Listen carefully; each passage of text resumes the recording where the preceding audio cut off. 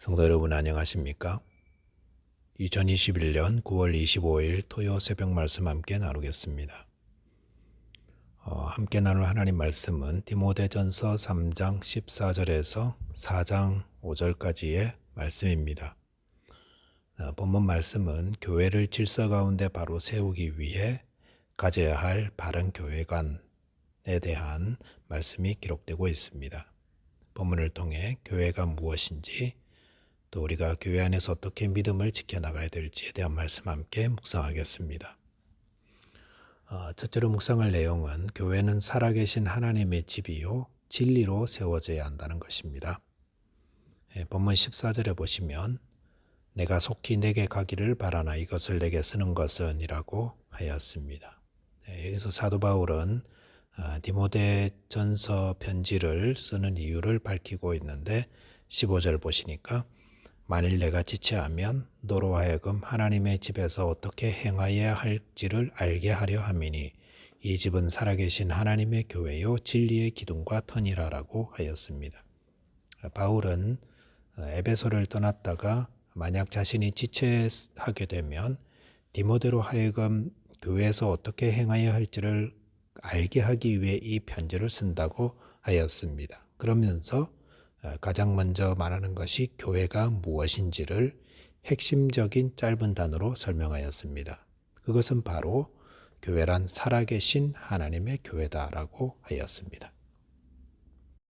교회에서 어떻게 해야 할지를 알기 원하는 분들은 먼저 교회가 무엇인지를 배워야 할 것입니다. 교회란 무엇입니까?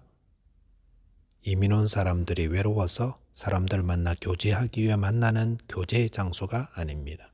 물론 그런 교제의 기능도 있지만 이 교회는 바로 살아계신 하나님의 교회입니다. 누구의 교회입니까? 살아계신 하나님의 교회입니다. 이 말은 우리는 살아계시고 지금도 역사하시는 온 땅과 하늘의 주인 되시는 하나님을 섬긴다는 것입니다. 그 살아계신 하나님을 섬기기 위한 성도의 모임이 교회입니다. 하나님은 이 교회의 주인이십니다. 이 사실을 분명히 알고 잊지 말아야 합니다. 어떤 분들은 교회가 자기 거라고 생각합니다. 내가 세웠으니 내 거다라고 하는 분들은 교회가 무엇인지를 모르는 분들입니다. 교회의 주인은 교회에 큰 일을 많이 한 사람도 아니고 창립 때부터 다닌 오래된 성도도 아니고 바로 살아계신 하나님이십니다. 우리는 모두 살아계신 하나님의 교회에 모여 하나님을 예배하고 섬기는 특권을 받은 자들입니다. 그러므로 이곳에 모인 모든 분들을 하나님의 뜻대로 서로 섬기고 사랑하고 아껴주어야 합니다. 또한 이 교회는 진리의 기둥과 터라고 하였습니다. 진리란 무엇입니까? 진리란 시간이 지나면 변하는 것이 아닙니다. 또한 진리를 따라가면 빛 가운데로 복된 삶으로 인도됩니다. 그 진리란 바로 예수 그리스도이십니다. 예수님은 내가 곧 길이요 진리요 생명이라고 하셨습니다. 그러므로 본문에서 진리의 기둥과 터라는 말은 교회가 예수 그리스도를 증거하고 가르치는 곳이라는 것을 말합니다. 교회에서는 예수 그리스도께서 이루신 그 구원, 즉 복음을 증거하고 가르치는 곳이어야 합니다. 교회가 행할 여러 가지 일들 가운데 가장 중요한 것은 복음을 증거하고 가르치는 것입니다. 본문 16절에 보시면 크도다 경건의 비밀이여라고 하였습니다. 여기서 비밀이란 예수 그리스도이십니다. 구약시대 성도들은 이 비밀이 무엇인지 정확하게 알지 못했습니다. 하지만 신약시대에 살아가는 우리는 하나님이 이 경건의 큰 비밀이 예수 그리스도이심을 분명히 압니다. 16절의 말씀은 예수님에 대해 증거하는 것이죠. 그는 육신으로 나타난 바 되시고 성육신 하심을 의미하죠. 영으로 의롭다 하심을 받으시고 이것은 부활하신 후 예수님 승천하신 후 의롭다 하심을 인정받으심을 의미합니다. 천사들에게 보이시고 예수님은 천사들의 보호를 받으셨고 부활 후에 천사들에게 보이셨습니다. 또한 만국에 전파되시고 세상에서 믿음 받으시고 영광 가운데 올려졌느니라라고 하였습니다. 네, 이렇게 보면 예수 그리스도의 성육신, 사역, 부활, 승천, 영광을 얻으심, 이 모든 것들이 정말 크고 놀라운 비밀이요 우리에게 영생을 주시는 진리입니다. 이것이 교회가 절대로 포기하지 말고 붙들어야 할 복음인 것입니다. 네, 두 번째는 자신의 믿음을 돌아보며 점검해야 합니다. 4장 1절에 보시면 그러나 성령이 밝히 말씀하시기를 후에 어떤 사람들이 믿음에서 떠나 미혹하는 영과 귀신의 가르침을 따르리라 하셨으니라고 하였습니다. 바울 사도는 성령께서 후일에 믿음에서 떠나 미혹하는 영과 귀신의 가르침을 따르는 자들이 있을 거라는 사실을 경고해 주셨습니다. 여기서 믿음에서 떠난 사람이란 처음에는 믿음에 있었던 사람임을 말해줍니다. 그 말은 우리가 현재 믿음 안에 있다고 해서 안일하게 지내면 자칫 이단이나 거짓 영의 미혹에 빠져 믿음을 떠날 수 있음을 의미합니다.